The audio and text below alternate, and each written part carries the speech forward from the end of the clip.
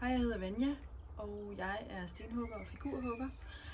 Og jeg arbejder med at nyhugge kartuschen til Designmuseum Danmarks hovedindgang inde i Bredgade. Jeg hugger også den i Amaliegade. Men den jeg vil lave nu, det er den til Bredgade, og den består af 7 sten.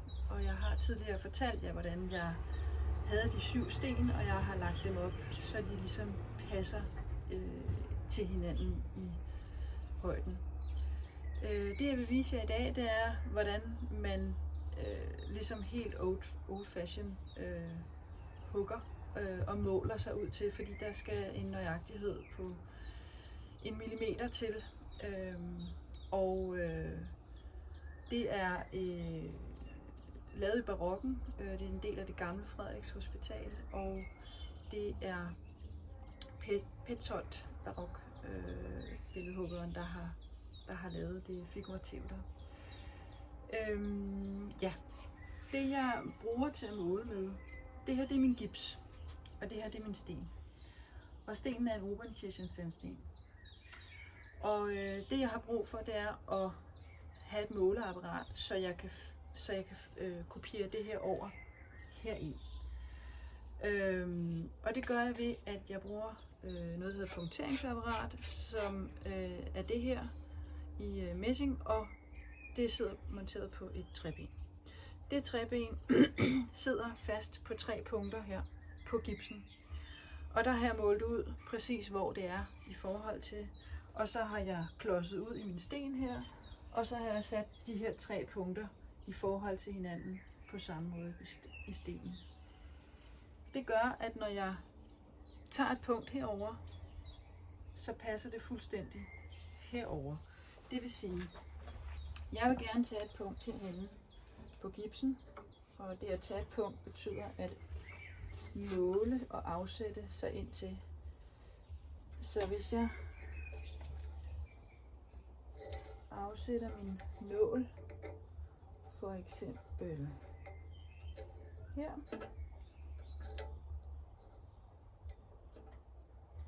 noget af det, der er vigtigt, det er, at den ikke sidder i spænd, men den skal lige akkurat røre, og så alligevel ikke mere end det.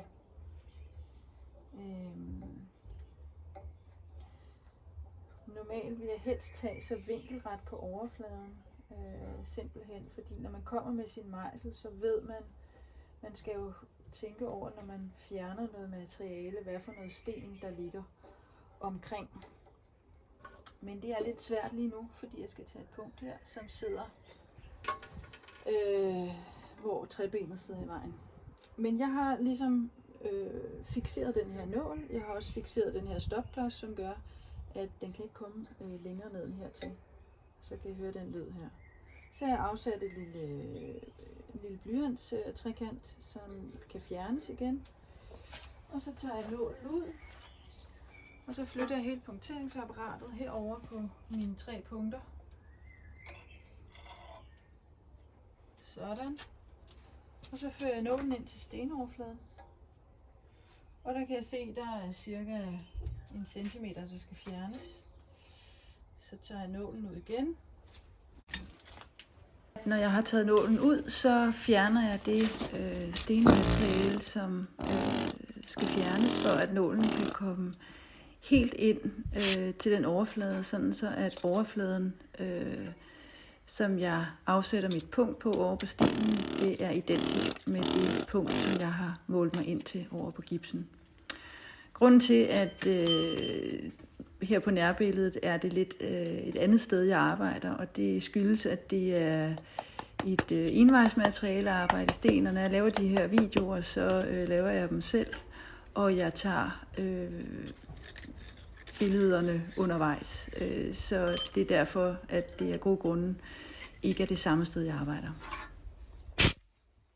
Så tager jeg en lille blød rund mejsel og en knippel.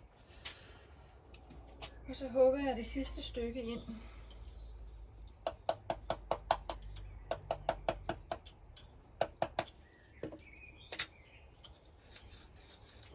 Og sætter mit punkt her.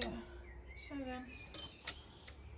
Og så har jeg en nål, og en rød stift. Og så sætter jeg en lille rød prik herovre på gipsen.